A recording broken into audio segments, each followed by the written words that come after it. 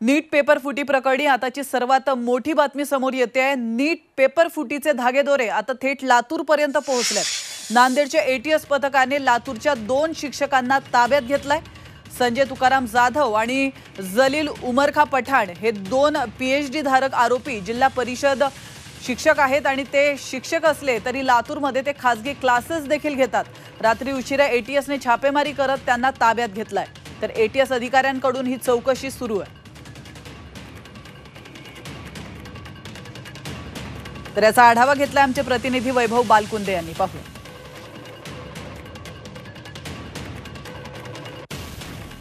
तर आपण या क्षणाची महत्त्वाची बातमी पाहतोय।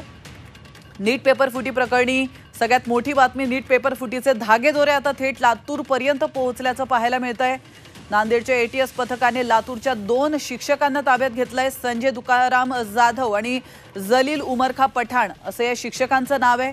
महत्त्वाचं म्हणजे हे दोघेही जिल्हा परिषदेमध्ये शिक्षक आहेत, तरी देखील ते शिक्षक असले तरी लातूरमध्ये ते खासगी क्लासेस देखील घेतात।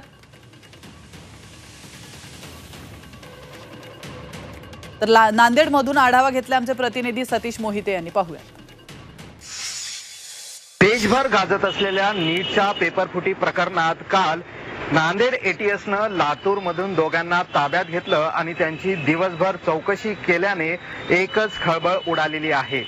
गुप्तचर यंत्रणेमार्फत नांदेड एटीएसला ही माहिती मिळाली होती। लातूर मधील 2 शिक्षक जे जिल्हा परिषदेमध्ये कार्यरत आहेत, या शिक्षकांचा नीट पेपर फुटी प्रकरणाशी काही संबंध असल्याची माहिती गुप्तचर यंत्रणांना होती।